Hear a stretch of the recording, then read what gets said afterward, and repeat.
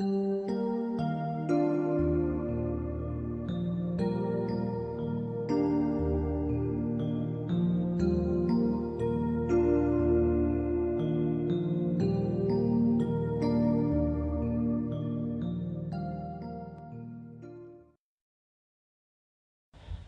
and welcome to the Eternal Spirit Show.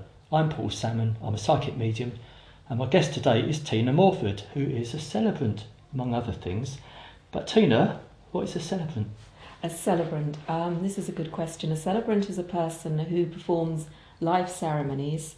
That can include, well, especially my main line of work is a funeral celebrant, but I can also perform wedding ceremonies, baby naming ceremonies, in fact just about any sort of ceremony, perhaps like a renewal of marriage vows, any type of ceremony that somebody might be interested in, I can put together a service and do that. So it's a bit of a responsibility, isn't it? It is a responsibility, yes, it is. And how did you get into this line of work? Well, it's interesting. I've been an organist, a church organist for many, many years, probably about 20 years now.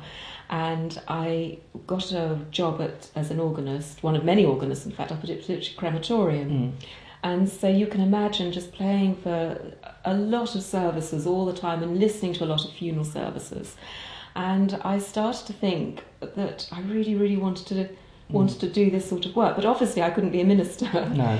And so I started research, and I learned about becoming a celebrant. And I really did feel this was something for me that I could do. Do you feel like it's a calling? I do really feel that.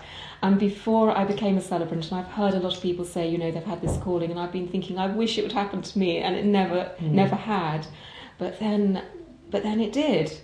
And I find it amazing. It's wonderful. But I was going to ask you what got you into it, but then if it's a calling, and you're just taken with it, aren't you? Yes, I suppose so, but I think with a calling, you have to be in that particular type of situation. I mean, if I wasn't playing the organ and I wasn't listening to all those funeral services, I can't see how I would have suddenly thought, I want to be a funeral celebrant. But why would people call upon you and not their own religious background or denominations? Yes, no, that's a very, very good question. I think nowadays what I'm witnessing and what I'm seeing is that more and more people are saying they don't go to church. A lot of people still have a belief, obviously, but they don't go to church, and they don't feel they want a full religious service. They can ask, obviously, for a humanist. That's a very different sort of service, and there is simply no religion at all in that. But with a celebrant, I can introduce a bit of religion if required. Oh, you can? Yes. So sometimes people might say, we're not at all religious, but we would like a couple of hymns. Well, that is obviously a little bit of religion. So we can have hymns, we can have the Lord's Prayer, and obviously God can be mentioned if necessary, and if not, people might say we want no mention of that at all, and that's fine. Now, weddings and naming ceremonies aside, I want to talk about the funeral, because that's a bit unusual to me. It is unusual, yes. What did your family think about this when you mentioned you're going in to be a celebrant? They were quite surprised, and I think even more so because many years ago now, I had a very big phobia about death, and it actually used to cause me to have quite a few panic attacks at the time. I mean, thankfully, I've recovered from that. And so now I'm working with it all the time. But I think the work at the crematorium helped a lot. When I went there, I had to see coffins and I had to listen about death a lot. So that definitely sort of helped me from that. I know, because we did talk once upon a time about how we both had a phobia about death and dying. We did, didn't we? So that's how you overcame yours. Yes, absolutely. And I don't have a fear of dying anymore. Well, what is your belief? Do you believe? I mean, I know, I believe as well. But what's your belief, Tina? I'm very open-minded about it, Paul, and I believe different things on different days. But do you believe the soul continues? I do actually believe that. Yes, I do believe that. Right. Yes. Now, when you take a funeral from the start, what's involved? Firstly, the funeral director will contact me if they have met a family that they think that I would be the suitable person to lead that funeral. So they will contact me and ask obviously whether I'm available to take the funeral, and then they'll send me the details of the family across, and it will be up to me to make contact with that family and arrange a time to go and see them. Now you can imagine a lot of these funerals, of course, have to be arranged in quite a short time scale, so you could be looking at a week. Sometimes they can be longer than that, but so you get the name of the family, you have to go and make the appointment and see them quite quickly, so there's a lot of arranging to do. Can that be a bit stressful, meeting the families? I never find it stressful. I absolutely love my work. I love meeting the families, and I enjoy every family that I meet, and my heart goes out to them all, and I feel greatly moved by the pain that they're experiencing. But I absolutely love my work. So, how much time on average do you think you put into a funeral, or is that impossible to answer? Well, it's very, very difficult to say. If initially when I go meet a family, I would allow an hour for them, but if they need to speak to me for longer, I will stay for as long as it takes. Sometimes I might go to a family, they may have already arranged a lot of the funeral between themselves and their family, so that might not take quite as long. But then I go home and I put together the service very much in mind with the person who's deceased and what I feel would be appropriate, so appropriate readings or poems or the final words of the committal. And that is what can be quite time consuming. And I will always study and listen to what the family really, really want. And so I'm not going to say that every service is totally unique, but every service is put together in a very different way. Is there one service that sticks in your mind for being a bit special, or? Gosh, what a it sounds a bit weird asking, have you got a favourite? It's not a case of being a favourite one. No, I think that there are several. I think the ones that stay with me probably the longest are the ones where I feel instantly that I've formed a very close bond to that family. And I like to feel that I form close bonds with all the families that I meet, but sometimes you just instantly feel that you are a family member. And I will keep in touch with those families afterwards. And in fact, there is a family that I'm in touch with still. And after we took the funeral, it was the request of the wife, the deceased lady, to have her ashes put into rocket. Really? And to be let off down at Shotley Marina, actually. And they invited me back to be part of that. And I found that a terribly special occasion. And I do feel a very sort of close connection with that family. The very distressing funerals are obviously the baby funerals. And sadly, I have had to take several of those. I imagine you have to take a step back. It's like very, a case very of non-attachment sad. sometimes in taking the service. Absolutely, yes. You do have to, although I do that, I am able to do that, but I still find that very difficult to do, because I just feel the pain of this poor family so much.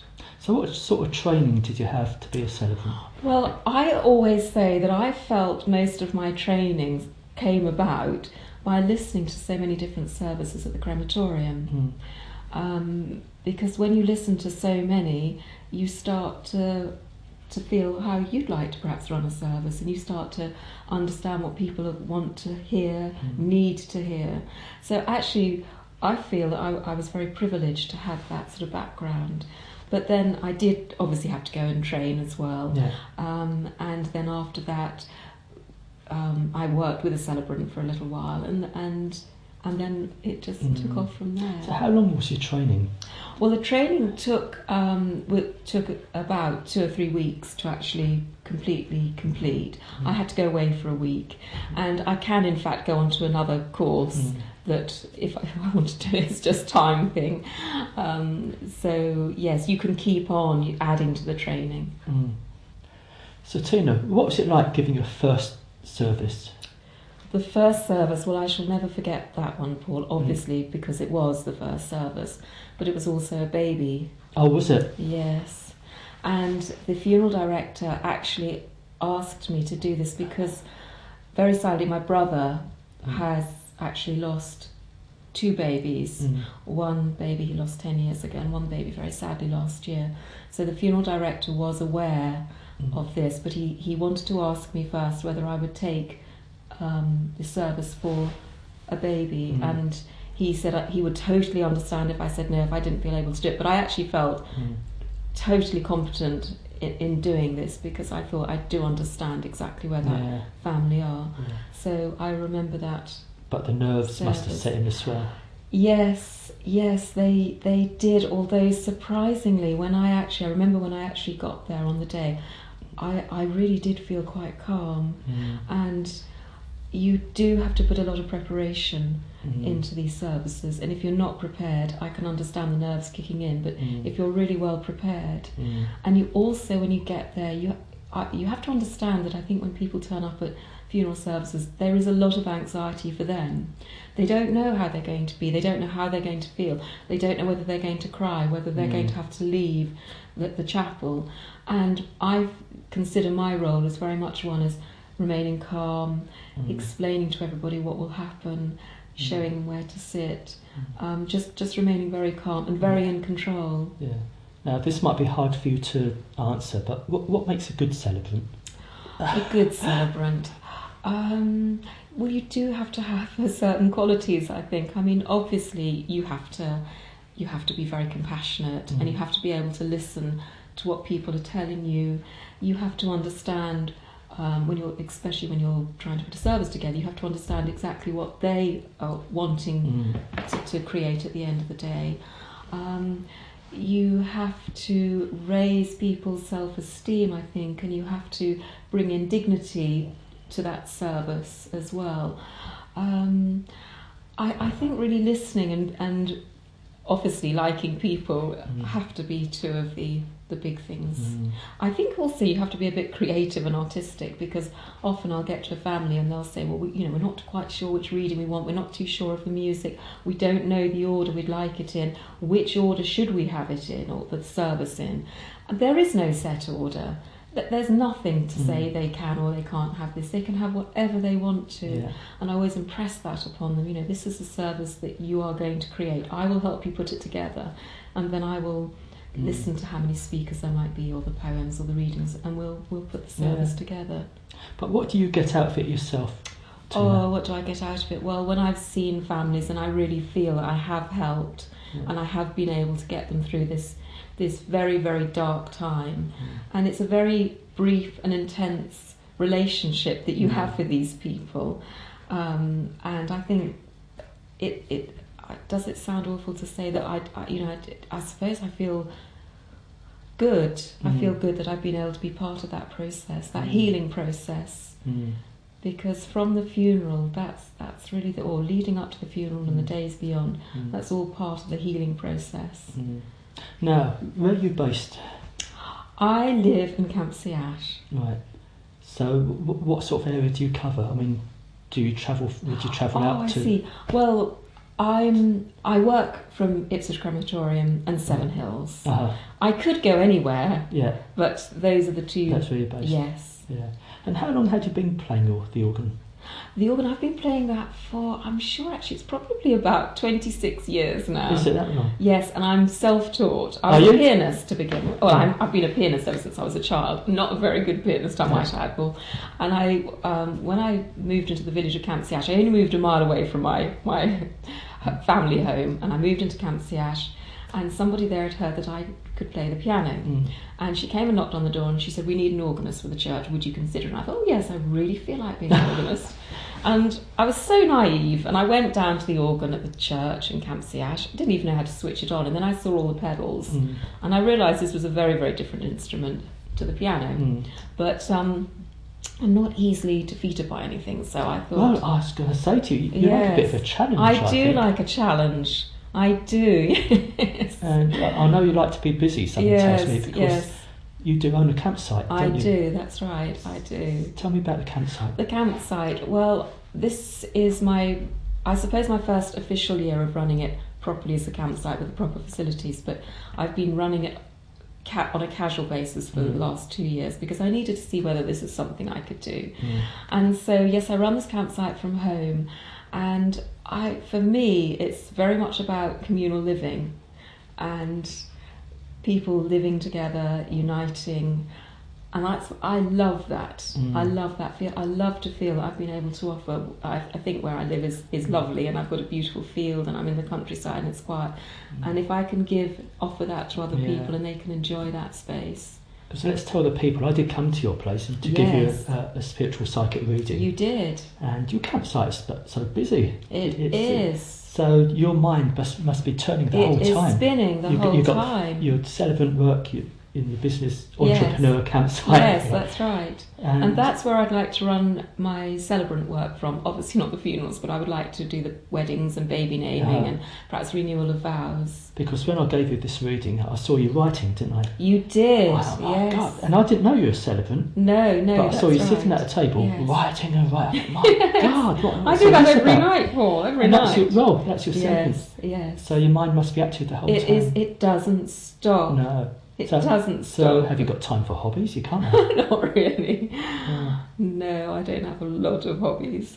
But your daughter helps out on the campsite. Yes, she does. Yeah, she does a lot of background work, the sort of booking work, and yes, she does. She's invaluable to the business. Now, if someone wants to contact you about the campsite or your celebrant work, how can they contact you? They can contact me on my mobile telephone number. Should I give that to you? No, don't give that. No, just give that the website. The website. The campsite website is brickkilnfarmsuffolk.co.uk. Right. I also run a bed and breakfast, so you'll see the bed and breakfast and the campsite and a bit of the celebrant work on there as well. Or if that's too much to remember and you don't want to play it back, contact me at the Eternal Spirit Show here at Felixstowe TV. And where do you see yourself in a few years' time? Or don't you look ahead? What an interesting question. I usually chuck that in at the end. Yes, I'm not sure, because I love adventure and I love a challenge and I'm open-minded to everything. I don't know, Paul. I'm not sure. You'll have to invite me back. Oh, so I think you'll have to. Well, Tina, it's been a pleasure having you as my guest. Thank you very much. And it's time's been a pleasure flown to be by. here. It has, yes. But we'll call you back one day. Yes. A few years' time. You do that. See where I am. So from Tina and myself, thanks for watching and goodbye.